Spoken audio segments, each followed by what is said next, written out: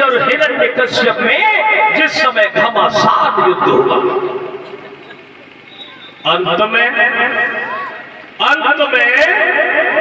विप्रचिति ने हिरण्यकश्यप को हरा दिया, पराजित कर दिया और हिरण्यकश्यप की बहन सिंहिका से शादी कर ली।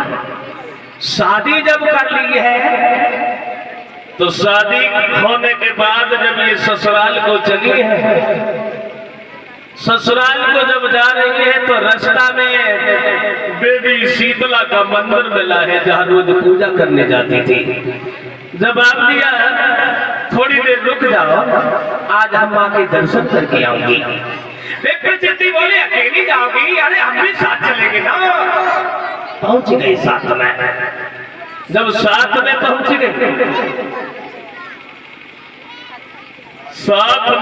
गए हैं तो देवी मां प्रकट हो गई। जिस समय देवी शीतला प्रकट हो गई और जवाब दिया, बेटी अभी तक तो तुम अकेली पूजा करने आती थी, लेकिन आज तुम्हारे साथ में ये दूसरा पुरुष कौन है? तो सिंहिका बोली, भैया मेरी शादी हो गई। शीतला मां बोली, बेटी तुमने शादी कर ली और हमें बताया तक नहीं।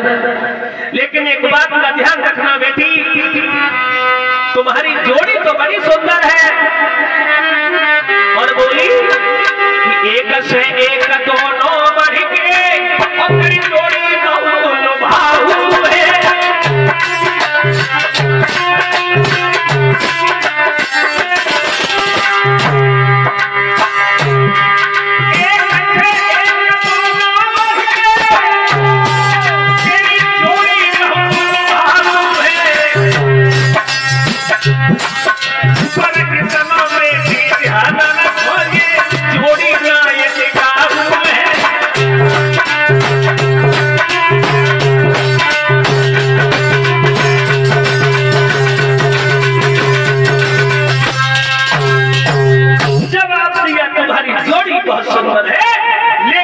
जोड़ी तुम्हारी टिकाऊ है, तुम्हारे पति की उम्र नहीं है, उम्र बहुत कम है।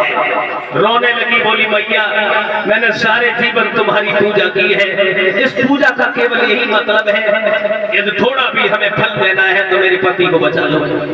देवी मां ने ऊपर हाथ किया, किसी तरह चीर हाथ में आ गया और कहा, बेटी ये चीर ले जाओ, जब तक ये चीर तुम्हारे सिर के ऊपर पड़ा रहेगा तब तक तुम्हारे पति को कोई मार। इस चीर को ओढ़ के तुम अग्नि में बैठ जाओगी तो अग्नि भी तुम्हारा कुछ नहीं कर पाएगी, लेकिन बेटी इसका कभी दुरुपयोग नहीं करना। चले आए इधर हिरण्यकश्यप के दिमाग में एक बात आई कि दुनिया का कोई प्राणी हमें जीत नहीं पाया और हम अपने बहनों को नहीं जीत पाए। कोई प्राणी हमसे जीत के नहीं निकल पाया और हम अपने बहनों को नहीं जीत पाए। यही बात रावण के दिमाग में आई थी, क्योंकि रावण ने भी अपने बहनोई का वध किया था। सुपर्णा के पति का नाम था विदुरजिया। रावण ने भी अपने बहनोई का वध कर दिया था। उसी तरह से हिरण्यकश्यप, रात का समय है और सिंहिका के घर में चुपचाप चोरी से चला गया। बहन और बहनोई सो रहे थे, लेकिन कैसा था विधि का विधान, होनी से कभी पेश नहीं जाती। वो शीतला चीर जो सिर पे डाले रहती थी, उस दिन हुआ ऐसा, सोते समय में वो शीतला चीर जमीन पे गिर गया। हुआ ऐसा,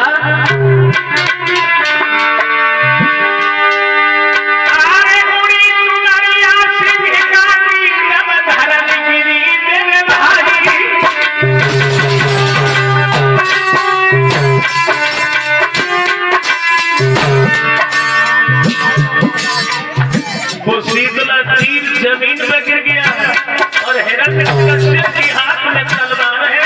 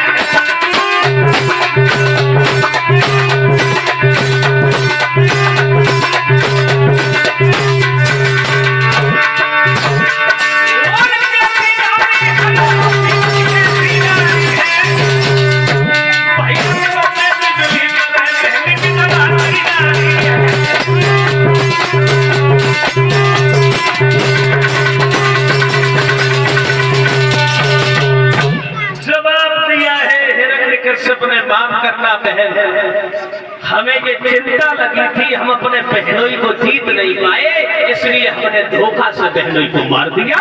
अब तुम हमारे साथ चलो, सारे जीवन तुम्हारी सेवा करेंगे। बहन बोली नहीं जाऊंगी, कभी नहीं जाऊंगी। हिरण्यकश्यप तो चला आया और वही बात हिरण्यकश्यप के दिमाग में आ गई कि बहन के पास में शीतला चीर है जो ओढ़ की अग्नि में बैठ जाएगी, अग्नि कुछ नहीं कर पाएगी। पहुंच गया बहन, आज वर्षों के बाद हम तुम्हारे पास एक आस लेके आई है। तुम्हारे पास जो शीतला चीर है उस चीर को लपेट लो शरीर से और तुम अग्नि में बैठ जाओ। हमारे बच्चे को किसी ने मेरे बैरी का नाम बता दिया, इसलिए तुम मेरे बच्चे को जला दो। ऊपर भाई मन से कहने लगी कि लला को समझ आई दिए, लेकिन मन ही मन में कहने लगी बड़े दिन बाद तेरे कुरमा को मारे में को नंबर हुआ। पहुंच गई।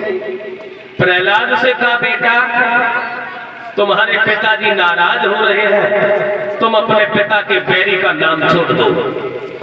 जो तुम्हारे पिता का शत्रु है वो तुम्हारा भी शत्रु है। तो प्रहलाद बोले बुआ जी बुरा न मानो तो एक बात जरूर कहेंगे। बोली कहो। जवाब दिया तुम मेरे भगवान को बैरी बता रहे हो। प्रहलाद बोले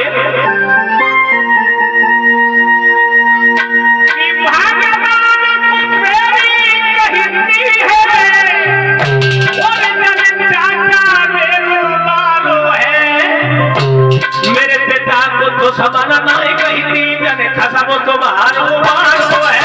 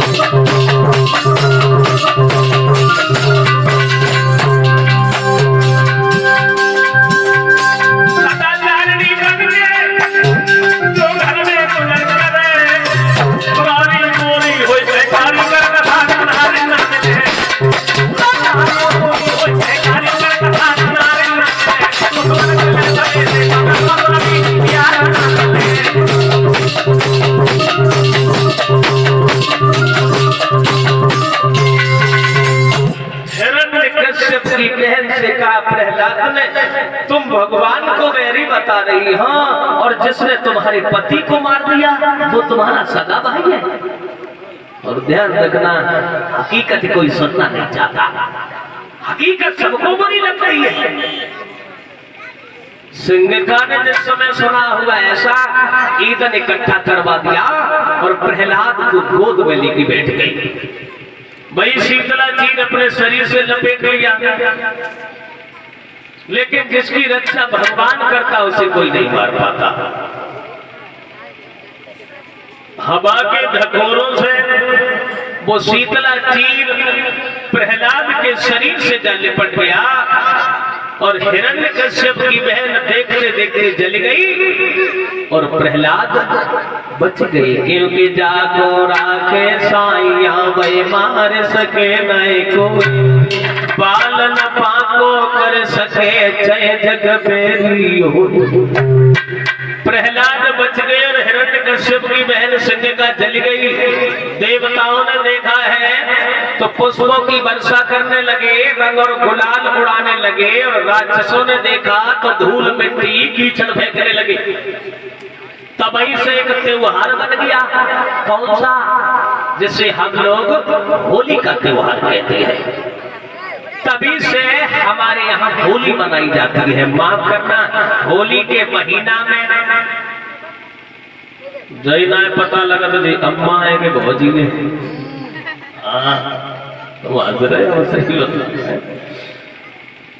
आप लोगों ने देखा होगा, क्षमा करें, हमारे भाई लोग जो है ना वो होली कम खेलते हैं, लेकिन जितनी माताएं हैं ये होली ज्यादा खेल लेती हैं कभी कभी।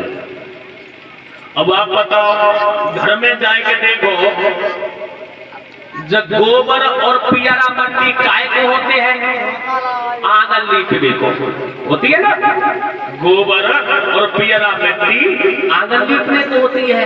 और तब तक घर में पहुंच गए जेठ, और जेठ में खाओ खाना, खाना खाए के जैसे ही वे बाहर को चले, उन्हें गोबर पियरा उठाओ और जेठ की पीठ पे बताओ, पीठ है कि आंगन। चलो जब बात छोड़ो, जो पड़ुआ मट्टी काय को होते हैं, पड़ुआ मिट्टी चौका लगाए को, और घर में गए देवर में मुंह धो में खाना खान जाए रहे, उनमें पे चूल्हे वालों उठाओ देवर के पे बताओ, मुंह है कि चौका, चौका